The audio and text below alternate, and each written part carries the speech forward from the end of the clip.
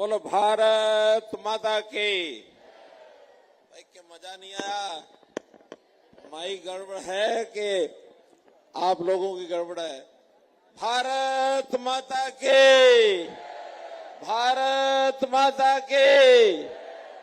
बहुत बहुत धन्यवाद। आज के इस करनाल विधानसभा कलानौर विधानसभा क्षेत्र में रोहतक की अपनी लोकसभा, यहाँ के अपने प्रत्याशी वर्तमान में हमारे सांसद डॉक्टर अरविंद शर्मा जी, हरियाणा सरकार में मंत्री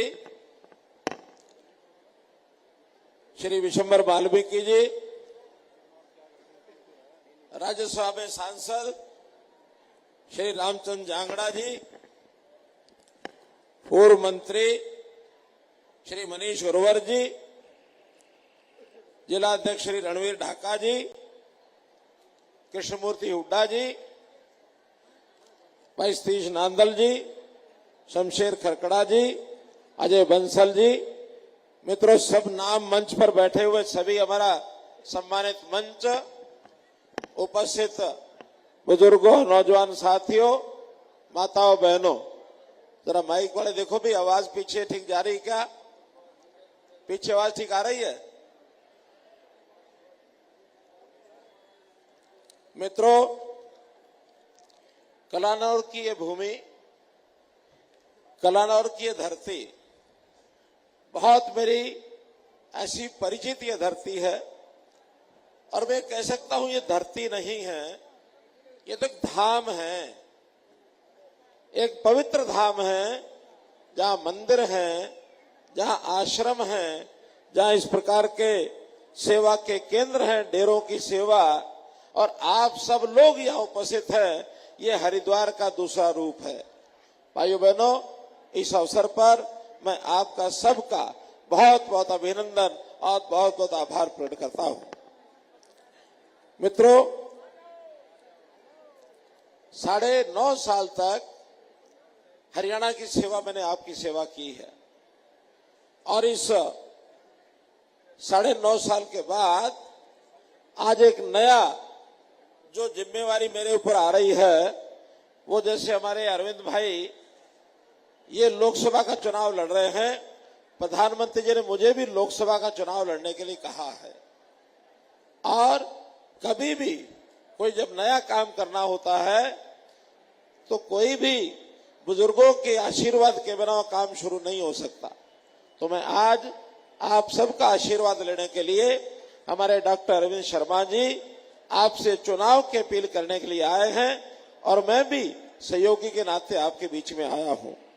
भाई बहनों, ये जो कांग्रेस के लोग हैं, ये तरह तरह की जो आलोचना करते हैं, और उस आलोचना में ऐसी ऐसी बातें कह जाते हैं कि मन को कई बार तकलीफ होती है, क्योंकि मैं तो आपके बीच का हूं, आपका अपना हूं, और परिवार के नाते जब ये कहते हैं कि मनोहर लाल और मोदी को क्या पता, इनका तो परिवार ही नहीं है, लेकिन मैंने घोषणा की कि मेरा परिवार, ठीक है, ब्लड रिलेशन के जो परिवार होते हैं, भाई बहन, वो तो सब अपने काम में लगे हैं, शादी नहीं कराई होगी, लेकिन परिवार के नाते हरियाणा का 2,82,00,000 ये सब मेंबर मेरे परिवार के मेंबर है। भाइयों बहनों, ये मेरा परिवार है, और इस परिवार की सेवा करना ये मेरा दायित्व है, मेरी जिम्मेवारी है, मेरा धर्म है।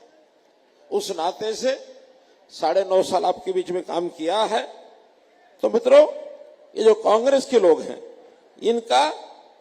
इनको परिवार क्यों बार बार याद आता है कि ये परिवार के बाहर कभी निकलते नहीं हैं।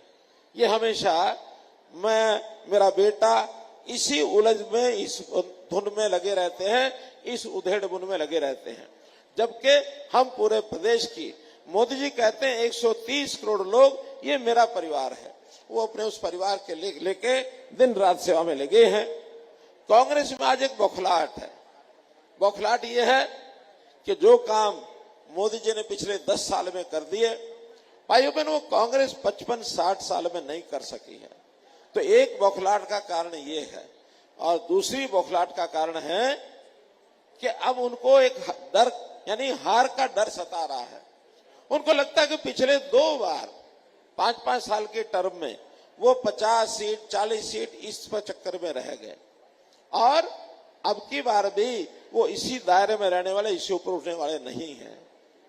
मोदी जी ने 10 साल में इतने काम किए हैं, कांग्रेस 10 जन्म भी उतने काम नहीं कर सकती। मित्रों, भाइयों बहनों, उन्होंने हर वर्ग के लिए काम किया है। उन्होंने गरीबों के लिए काम किया है, उन्होंने किसानों के लिए काम किया, उन्होंने युवाओं के लिए किया, महिलाओं के लिए किया, देश की अर्थव्यवस्था बढ़ाने के लिए किया।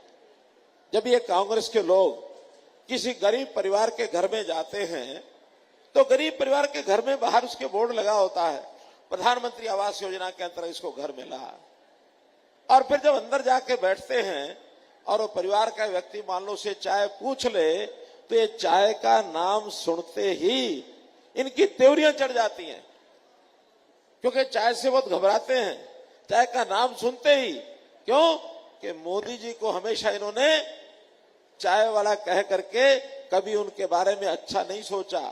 जब मोदी जी चाय बेचने वाला का बेटा देश का प्रधानमंत्री बनता है, आज दुनिया के दिलों का राजा बन के बैठ जाता है, तो इनको गरीब व्यक्ति जो चाय पूछता है वो व्यक्ति भी इनको परेशानी खड़ी हो जाती है इनके लिए भी। तो चाय का डर बैठा हुआ है इनके मन में। जब घर में पानी पूछा जाता है तो जिस नल से पानी आया है वो नल भी हमारे भाइयों बहनों मोदी जी ने नल से जल दिया है। बल्ब जब देखता है तो लाइट भी जो है वो भी हमारे मोदी जी ने दी है। केवल इतना ही नहीं, मोदी जी ने कहा कि गरीब परिवार है, ये गरीब परिवार को अगर उसकी इलाज का खर्च है, कोई उसकी परिवार के सदस्य को तकलीफ होती है तो उसके इलाज का 5 लाख रुपए का बीमा ये मोदी जी ने करके दिया। भाई बहनों, बहुत बड़ी राहत गरीब के परिवार को पहुंचाई जाती है। और अब तो जो इस बार का संकल्प पत्र है, उस संकल्प पत्र में मोदी जी ने कहा कि जो 70 साल से ऊपर के लोग हैं, 70 साल के ऊपर के लोगों के फार्म भर के भेजो, उन सब के लिए अलग से 5 लाख रुपए की व्यवस्था उन्होंने की, अलग से। अगर एक घर में 2 बुजुर्ग हैं और सामान्य परिवार है तो बुजुर्गों के 5-5 लाख अलग, और वो जो सामान्य परिवार है उसके 5 लाख रुपए अलग। वो 15 लाख रुपए इलाज के लिए उसका बीमा हो जाता। भाई बहनों, आखिर गरीब को क्या चाहिए? गरीब को यही चाहिए। तो गरीब के नाते से ये सब काम किया।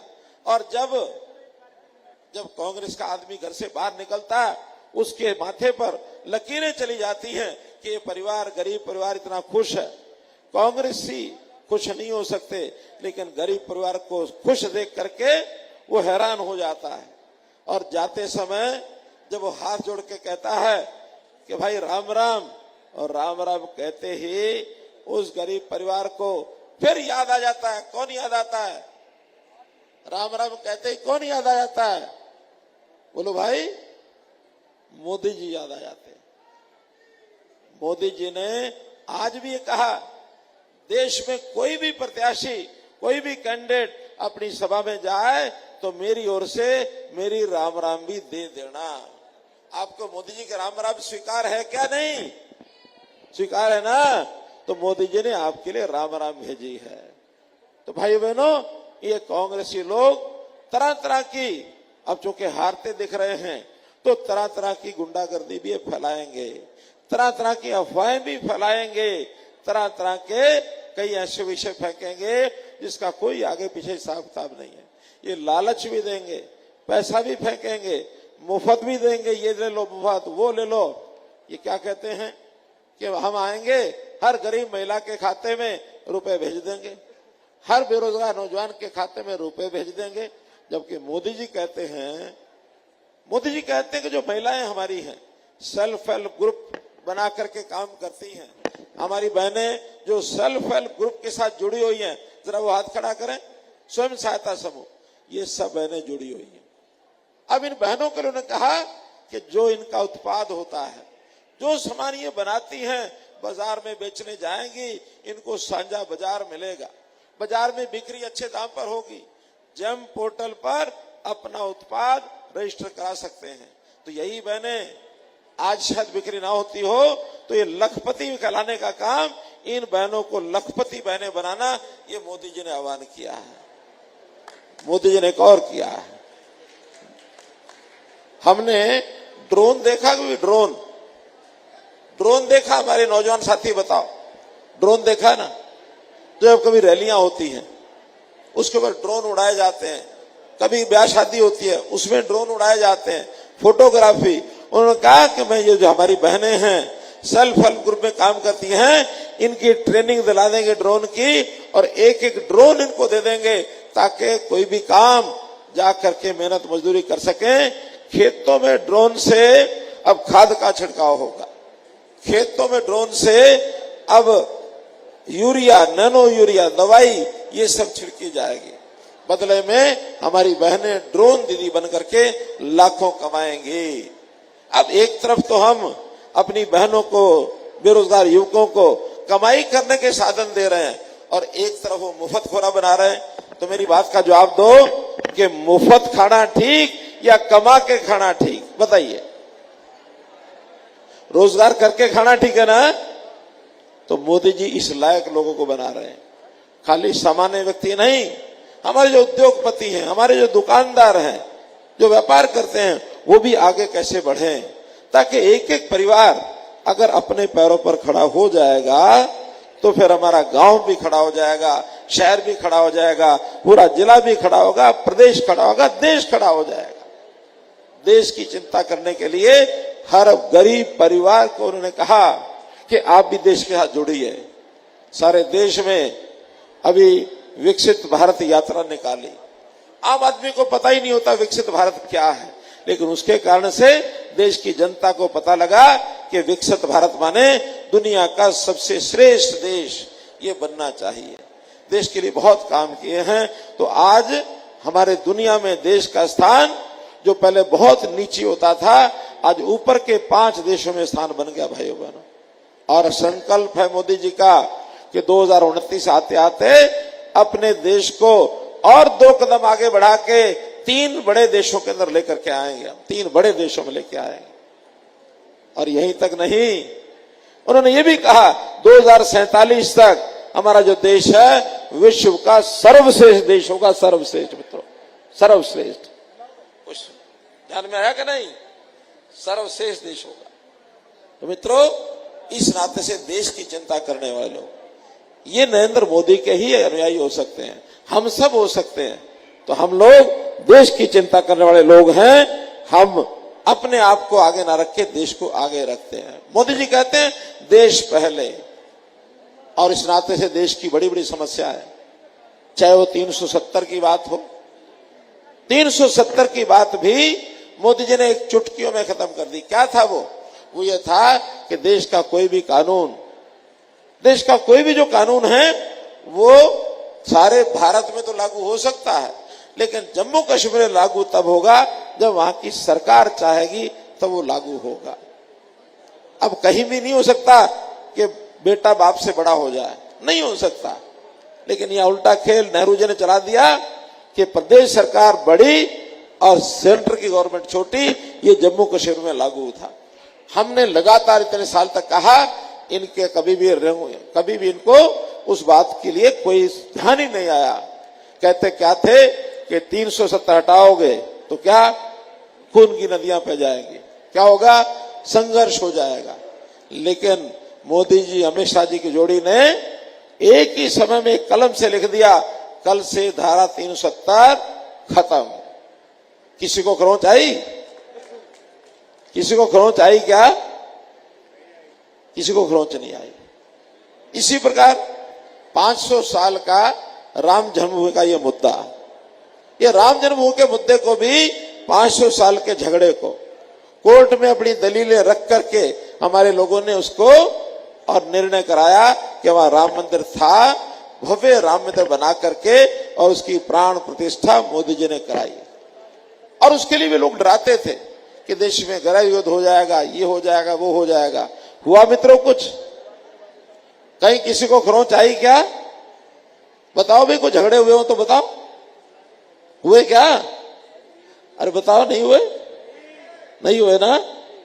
तो देश में एक खरोंच भी किसी को आई नहीं है। तो भाई बहनों, मोदी जी बड़े बड़े संकटों को हल करके गए। आज तो अब समय आया है कि मोदी जी को अगले 5 साल के लिए भी हम लोगों ने उनको राज करने के लिए आगे बढ़ाना है। और उसके नाते से यहाँ हमारे डॉक्टर अरविंद शर्मा, जो मेरे भाई 10 साल से लगातार सेवा कर रहे हैं, आपकी लगातार 10 साल से कर रहे हैं। और ये हमारे बाकी भी हरियाणा के सब प्रत्याशी, हम 10 लोग चुनाव लड़ रहे हैं। और हमारा दावा है कि हरियाणा में इस बार वो लहर चली है कि 10 की 10 सीटों के ऊपर कमल खिला करके मोदी जी की झोले में डालेंगे। हमारे मुख्यमंत्री करनाल विधानसभा से चुनाव लड़ रहे हैं मित्रों, वो भी हम सीट जीत करके 10 नहीं बल्कि 11 कमल के फूल खिला करके हम मोदी जी की झोली में डालने वाले हैं। तो मित्रों, भाई बहनों, मैं तो इतनी बात कहूंगा कि अभियान चल रहा है, लगातार चल रहा है। हम लोग अपने अभियान में बहुत आगे निकल चुके हैं। आज ये जो रैली है हरियाणा की 90 विधानसभाओं में 86वीं रैली अब इस समय है। 86 रैलियां इसके बाद हो चुकी होगी। शाम को पेहवा की रैली मुख्यमंत्री जाके 87 हो जाएंगी। केवल कल 3 रैली और होंगी। मैं स्वयं उसमें 3 में जाऊंगा। और कल 14 तारीख 90 के 90 विधानसभा हमारे कार्यक्रम हो जाएंगे, 90 के 90। जबकि कांग्रेस वाले हमारे 1 दर्जन का आंकड़ा नहीं छू पाए हैं। अगले 10 दिन के अंदर वो तो रैलियां क्या, गांव क्या, किसी के यहां पहुंच ही नहीं पाएंगे। हम लोगों ने अपने अभियान को यहां तक चलाया है। आज प्रदेश का हर व्यक्ति वो चाहता है कमल का फूल, इसके ऊपर हमको मोहर डालनी है। आप आने वाली 25 तारीख को ज्यादा संख्या में अपना परिवार, अपने साथी, पड़ोसी, रिश्तेदार, उन सबको कहिए कि बड़ी संख्या में इस बार हमको वोट डाल करके भारतीय जनता पार्टी को जिताना है भाइयों बहनों। और ये बाप बेटे का जो सिस्टम है वो आप समझ चुके होंगे। इन्होंने कहा कि पिछली बार हम बाप बेटा दोनों लड़ गए थे, लेकिन इस बार दोनों नहीं लड़ेंगे, अकेला मेरा बेटा लड़ेगा। इसके पीछे की कहानी मालूम है क्या है? पिछली बार ये 10 की 10 सीटें हार गए थे। 10 में से 8 का तो कोई इनको गम नहीं है, लेकिन दुख हुआ इनको 2 सीटों का, बाप और बेटे की सीट। अब 2 सीटों का गम था। इस बार उनको लगा थोड़ा गम कम कर लिया जाए, 2 की बजाय 1 को खड़ा रखो, बाप ना खड़ा हो, बेटा खड़ा हो। अगर हार गया तो गम जो है 1 ही सीट का होगा। अपना गम करने के लिए 2 में से 1 भाग गया भाई, अपना गम करने के लिए भाग गया। इनके हल्ले पल्ले कुछ नहीं है। रोहतक की लोकसभा की सीट ये बहुत महत्वपूर्ण सीट है। इस पर आपका एक वोट ये काम आने वाला है। जो वोटर आपके यहां मानो यहां नहीं भी हैं, कहीं बाहर गए हैं, दिल्ली गए हैं, कहीं आसपास किसी प्रदेश में चले गए हैं, अपने गांव शहर के बजाय दूसरी जगह हैं, उनको बुला करके अपने गांव और शहर में वोट करवाना है। एक वोट महत्वपूर्ण था भाई बहनों। राजस्थान में कांग्रेस का एक मुख्यमंत्री होने वाला सीपी जोशी चुनाव में 1 वोट से हार गया था। 1 वोट से हारा था वो, और वो मुख्यमंत्री नहीं बन पाया था। तो भाई बहनों, एक वोट का महत्व है। पिछली बार ये सीट हमने 7,500 वोटों से जीती थी। हरियाणा में हमारा सबसे कम मार्जिन था। इस बार मैं आह्वान करता हूं 7.5 नहीं, इस बार 75,000 के मार्जिन से आपको ये सीट जीतनी है। और 75,000 के मार्जिन से तभी जीत पाएंगे जब हर गांव के लोग, हर बूथ के लोग अपने वोट को 10, 15, 20% बढ़ा लेंगे। अगर 15-20% भी आप बढ़ा लेंगे तो ये 75,000 का आंकड़ा पार करना या 1 लाख का आंकड़ा पार करना बहुत आसान हो जाएगा। तो मित्रों, मैं मंचासीन सारे हमारे नेता, हमारे भाई और मंचा ये जो सारा बना हुआ ये सब नेता, आप सब बहन बंधु जो सामने भाई बहन बैठे हैं, सभी से निवेदन करता हूं कि आप किसी भी गांव के हो, किसी भी शहर के हो, किसी समाज के, किसी भी जाति के हो, कोई काम करने वाले हमारे लोग हों, हर काम अपने अपने लोगों को, हर आदमी अपने अपने लोगों को आगे बढ़ा करके वोट डलवाने के लिए प्रेरणा दे। इतनी बात कहते हुए मैं आपका आह्वान करते हुए अपनी बात को विराम देता हूं। बहुत बहुत धन्यवाद। भारत माता की, भारत माता की जय। बहुत बहुत धन्यवाद।